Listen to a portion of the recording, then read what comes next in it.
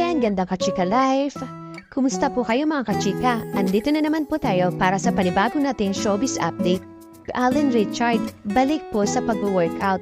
Eto na nga po ngayong araw po, namataan po si Mr. Alden Richard na nasa gym na kung saan dun din po pumupunta si Miss Catherine Bernardo. Eto na nga po yung simula ng paghahanda ni Mr. Alden Richard para po sa gaganamping March 21, 2025 ng Beach Bodywork. Dala, si Miss Catherine Bernardo naman ay patuloy pa rin po ang pagsushoot po niya ng kanyang endorser. Ito nga po, sa kanyang po Instagram account, nag-update po si Miss Catherine Bernardo, nag-post po siya kung saan ini-endorse po niya ang isang vitamins na Conces.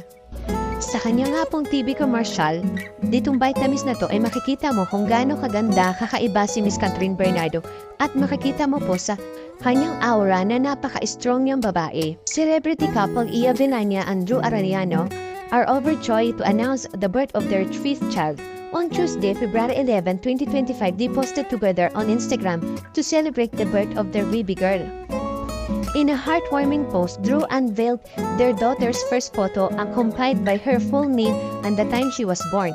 Anya La Villania Arellano, February 11, 2025, 10:52 a.m.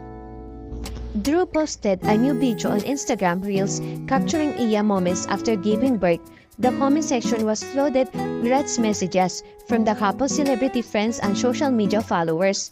Megan Yang, Miss Dubit Wu, Miss Carla Abellana, Donita Rose, Gian Magdangal, Bubbles Paraiso, Bianca Gonzalez, at Saab Magalona, among many others, shares their well wishes for the couple.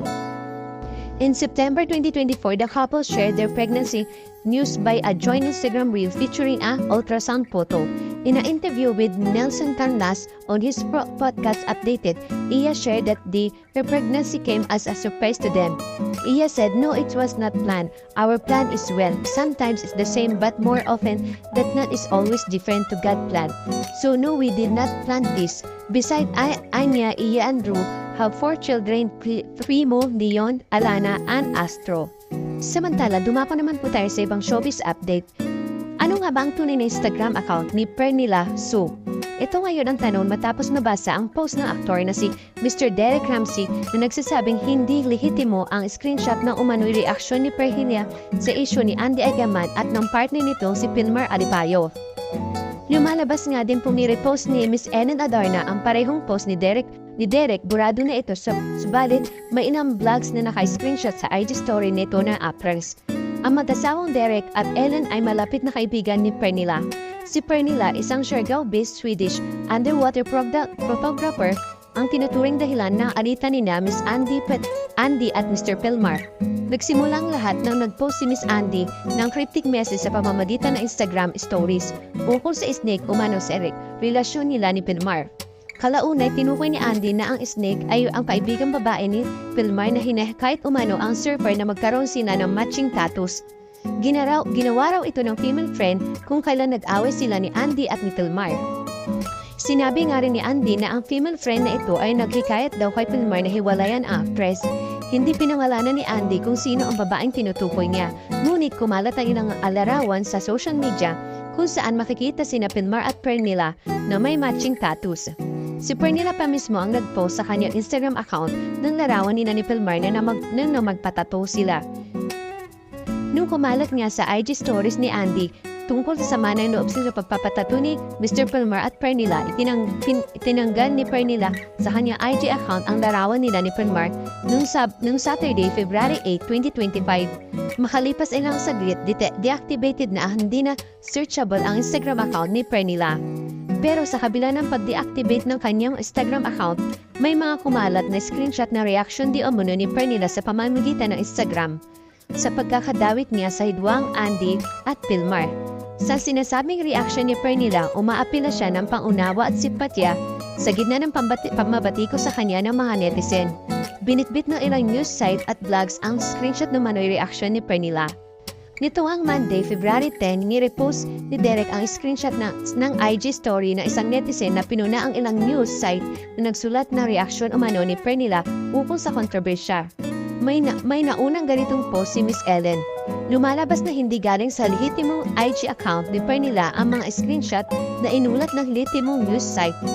Mahihinoha na rin ng netizen na nag-post ng pagpuna ng news site at person na nakakilala nina Derek at Ellen.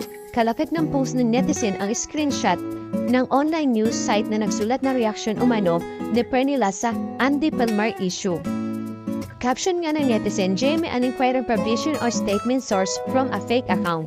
Her personal account has been deactivated the entire time. Philippine media, madnang people. Hanggang ngayon nga po ay deactivate pa rin ang Instagram account ni Pernilla. Samantala nag-update naman si Palmer na nagkaayos na sila ni Andy. Samantala, dumako naman po tayo sa pinakahuli nating showbiz update. Maduguan maaksyon niya ang episode ng FPG Batang Quiapo noong Lunes, February 10, 2025.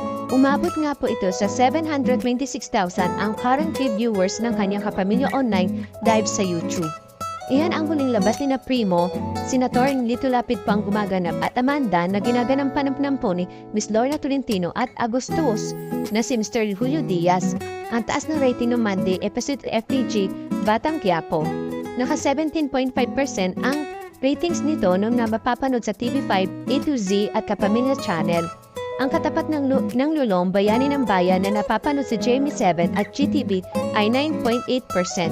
Sumunod ang mga batang release na 7.8% at Incognito ay 10%. Bumawi na ang Kapuso Network sa may Inonggo Girl na naka 6.4% at ang katapat nito, How to Spot a Red Flag ay 3.6%. Pagkatapos nito ay Saksi na 2.5%. Patuloy nga maigti ang kaganapan sa FPG Batang Quiapo. Sa pagkakasundo ni Ramon, Christopher De Leon at Marites Cherrypie na gumaganap po saan pupulutin si Mr. David Macoy De Leon. Take note, kasama ni si Christopher De Leon sa unang season ng Lulong nakatapat no ng FPG ang probinsyano ni Coco Martin. Si Lulong ang napatumba sa FPG ang probinsyano, di ba? Ngayon nasa FPG Batang Quiapo si Christopher De Leon ayon hindi makaporma rito si Lulong. Ang maganda rito, talagang napapagandahan ang mga programa. Kitang-kitang effort sa FPG Batang Quiapo at lalo na sa Incognito. Na iba't iba ang location at pinatitipingan nila. Batang Quiapo naman, mas lalo po tayo mananabik dahil alam po natin na mas marami pa pong karakter ang maipapasok.